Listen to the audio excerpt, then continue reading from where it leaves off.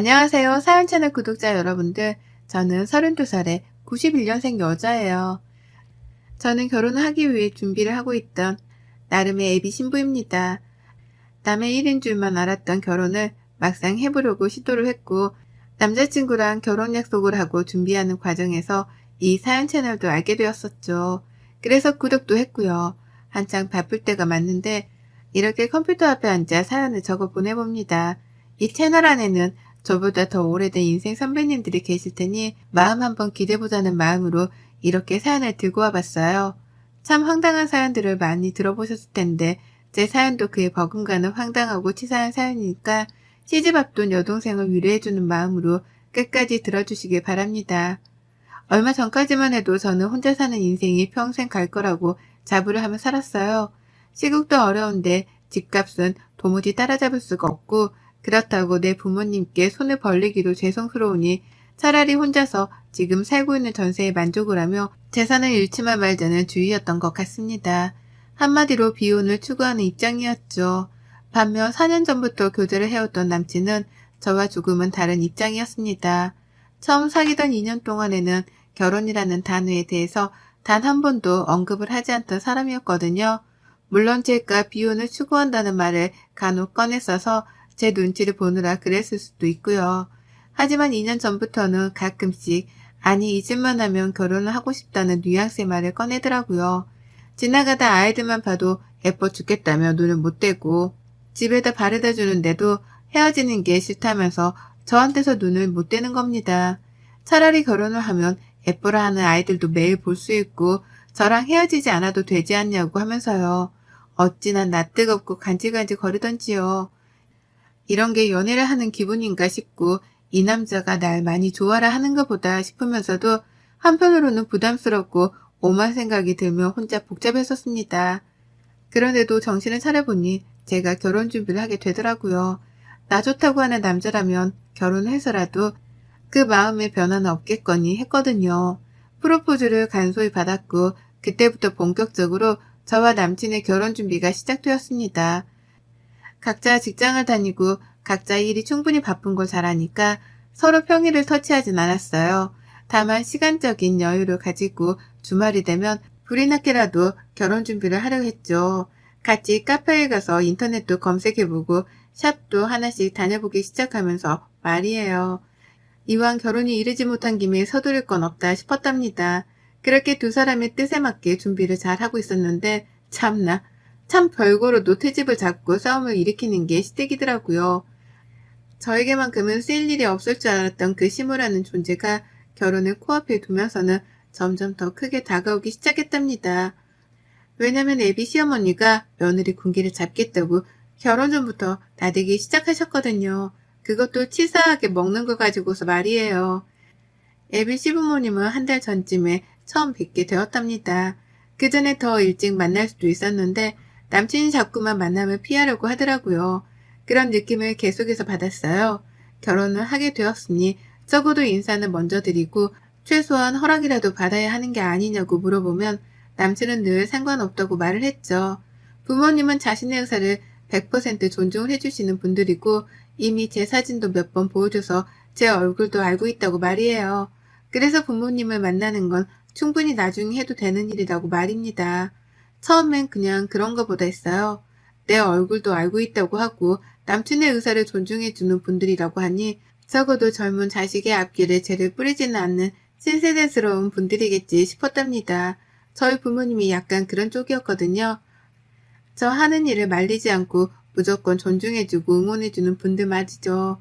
서로의 부모님이 비슷한 면이 많구나 싶어서 저로서는 오히려 더욱 호감이 갔었답니다. 그래서 남친이 하는 말대로 서두르지 않았어요.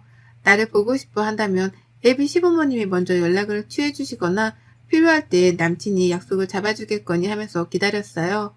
그러는 사이에 실제로 제가 회사 일이 바빠서 정신없이 일에만 몰두를 해야 했던 시기도 분명 있었고 그와 동시에 결혼 준비를 주말마다 해내보려고 하니 시간 자체가 너무 빠듯해서 예비 시부모님에 대한 생각은 까마득히 잊고 있었답니다. 그러는 중 남친이 한 달 전에야 예비 시부모님을 뵙자 말을 꺼내더라고요. 부모님이 저를 보고 싶어 하신다는 말이에요. 올 것이 맞다 싶었습니다. 그리고 한편으로는 너무 감사했어요. 나에게 관심이 없어서 보잔말을 안 하시는 건가 싶었는데 이제라도 보고 싶다 말씀을 해주셨다고 생각을 하니 긴장도 되었지만 설렘도 컸던 거죠.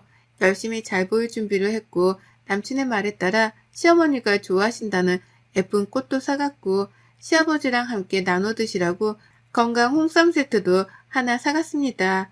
이것도 제가 결혼을 먼저 한 회사 선배들한테 물어보고 또 물어봐서 정했던 선물이었어요. 제 나름 열심히 준비를 해간 선물 말이에요.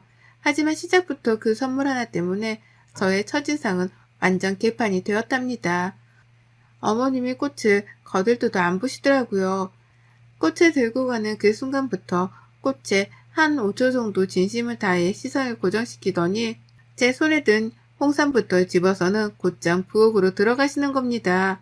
뒤따라 꽃을 들고 쫓아가면서 어디다가 놔둬야 하는 건지 슬쩍 물었는데 어머님은 에휴 쓸모있는 것도 많은데 왜 하필 꽃을 라고 대답을 하셨답니다.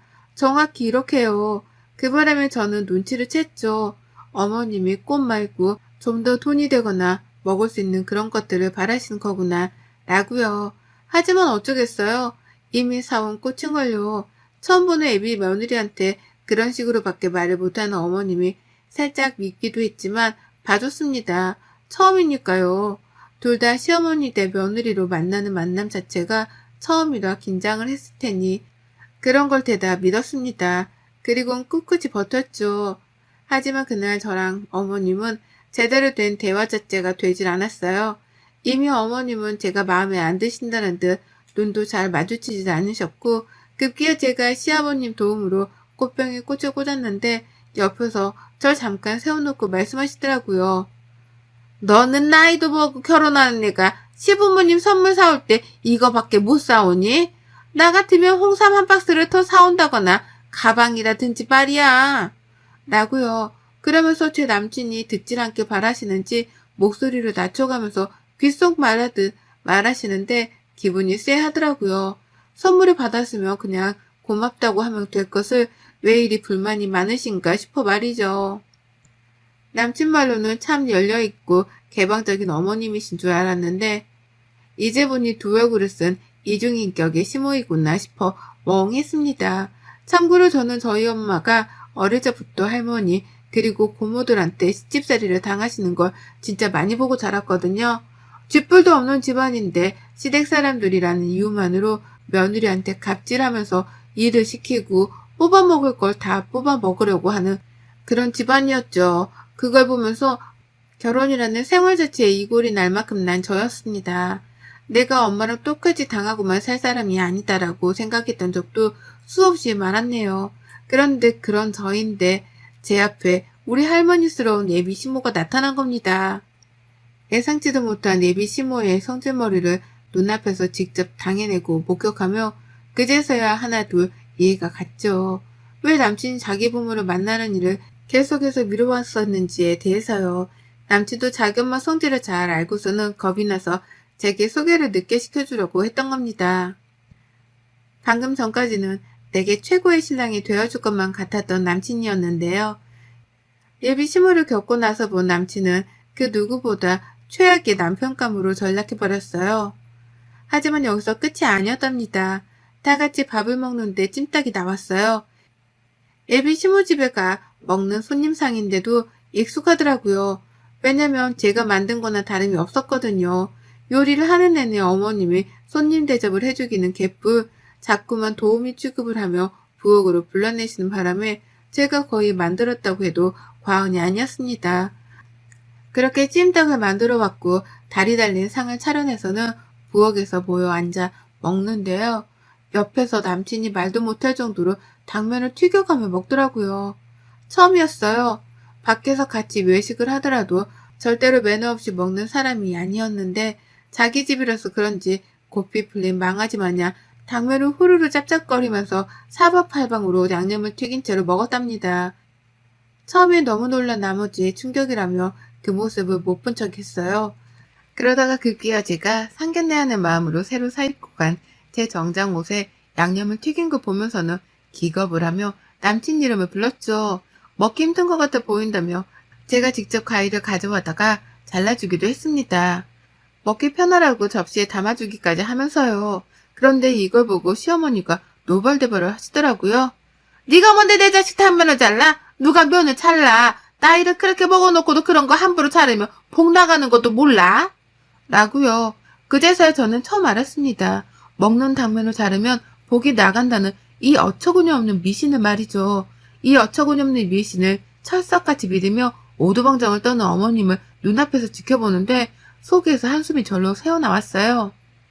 이 결혼은 아예 안 되겠다는 마음이 아주 굳건하게 들어서기 시작했고 벌써부터 예약한 몇 업체들을 취소할 생각에 머리가 어질어질 거렸습니다. 그런데도 그런 제 마음을 아는지 모르는지 앞에서 어머님은 아유 이런 것도 모르고 여태 어떻게 살았나 몰라. 그러면 평생 면이라면 다 이렇게 끓여 먹을 거 아니야. 그럼 그때마다 복이란 복은 죄다 도망 나갔을 거 아니야. 라고 하며 끊임없는 잔소리를 퍼부으셨어요. 아예 잘 배우질 못한 무개념의 애비 며느리 취급까지 하시는데 저는 속으로 애국과 사절을 완성할 만큼 정신을 가다듬기 위해 몸부림을 쳤답니다. 밥을 다 먹고 난 후에도 정신머리가 돌아오질 않았어요. 남친은 그제서야 제 눈치가 하나둘 보이는지 괜찮냐는 말도 여러 번을 물어봤는데요. 그러면 또 어머님은 여기가 사자울이야? 다 큰 애한테 뭘 자꾸 괜찮냐고 물어. 라고 하시면서 성질을 부리시더라고요. 난감해지는 건 사이에 껴있던 저였죠.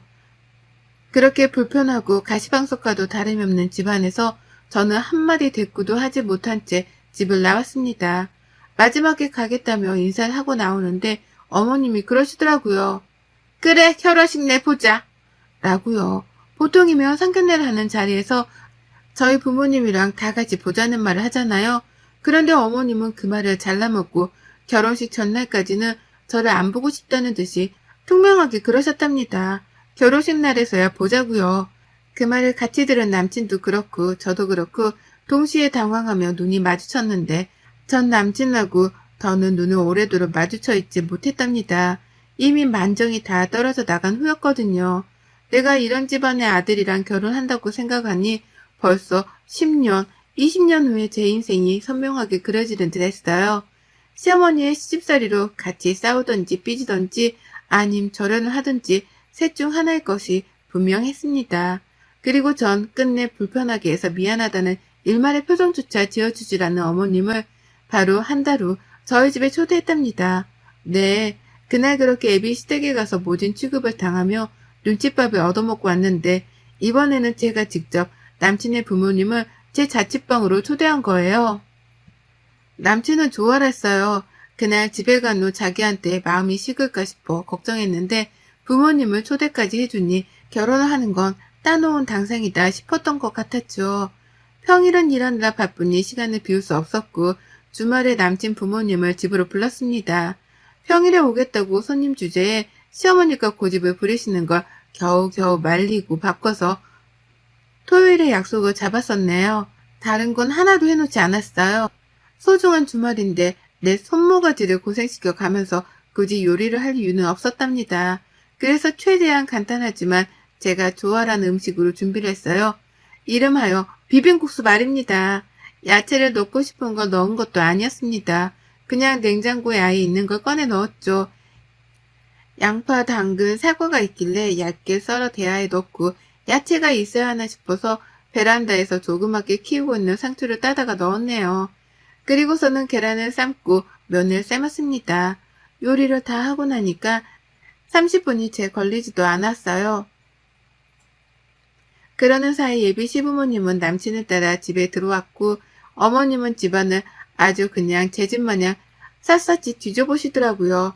베란다에 나가서는 제가 키우는 반려식물들을 보며 이런 건 다 공간 낭비인데 라고 잔소리까지 꺼내 드셨답니다.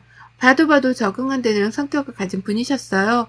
그런 어머님을 나몰라라 하며 저는 끝내 비빔국수 하나를 내어놨고 밥을 먹자는 제 말에 달려온 어머님은 기겁을 하며 저 노려보셨죠. 왜 꼴랑 이거밖에 준비를 안 했냐는 표정이었답니다. 물론 저는 그런 눈초리를 받는 걸 알면서도 신경조차 쓰질 않았네요. 신경 써봤자 제 정신건강에만 좋을 게 없었으니까요. 다 같이 후루룩 국수를 먹는데 어머님은 말씀이 없었어요.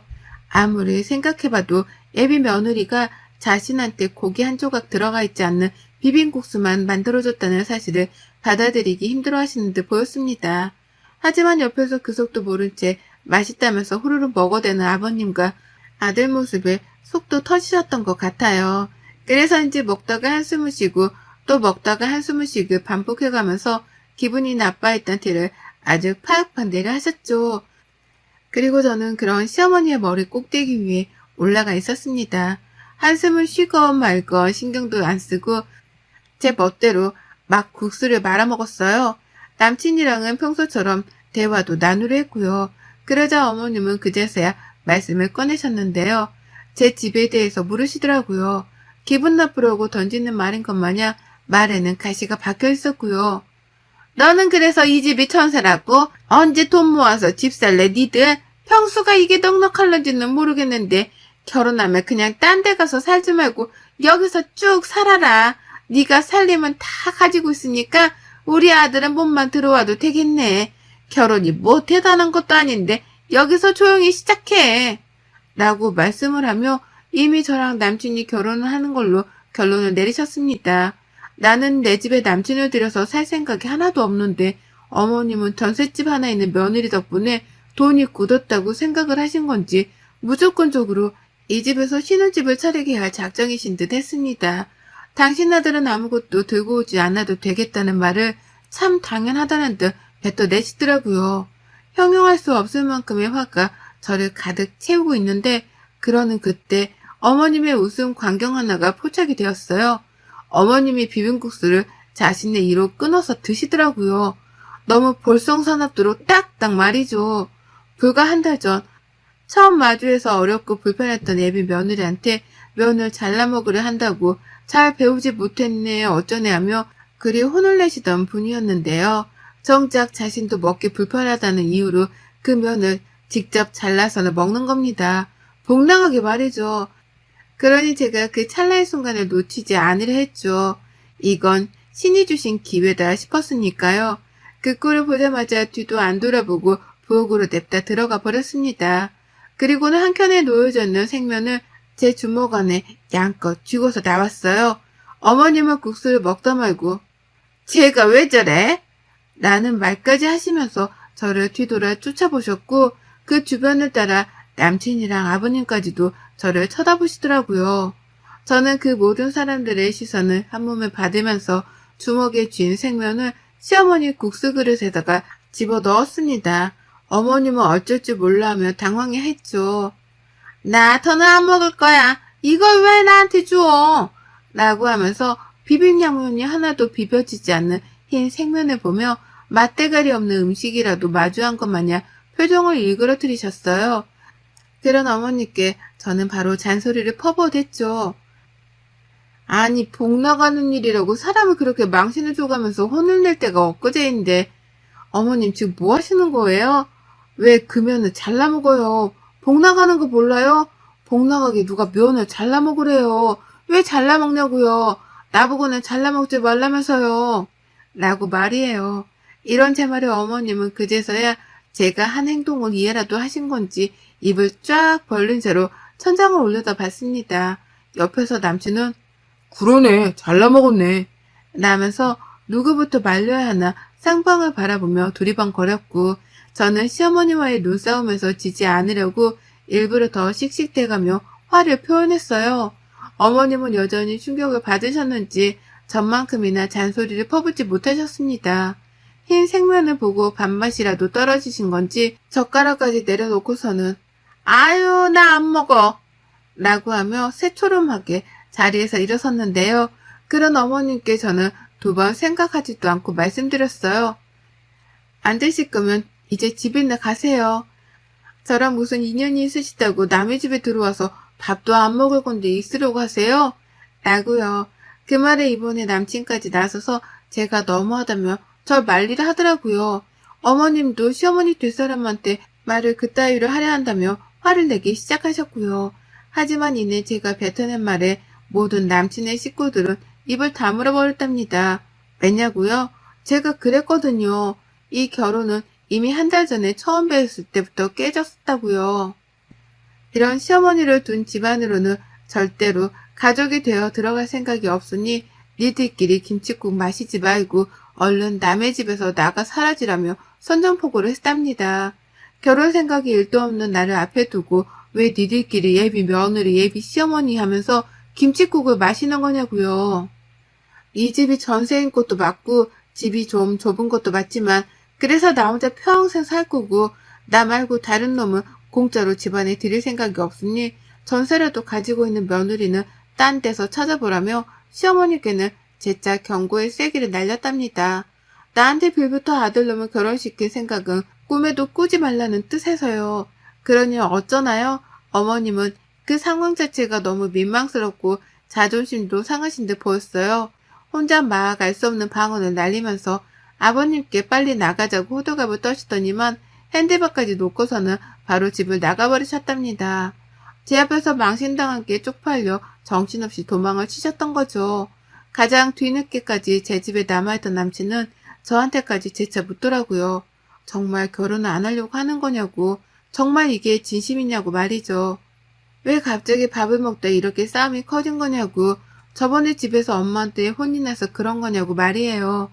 이 일을 가지고서 남친은 겨우 예비 시어머니한테 혼이 나서 버린 저의 복수 같은 걸로만 취급을 하려 하더라고요.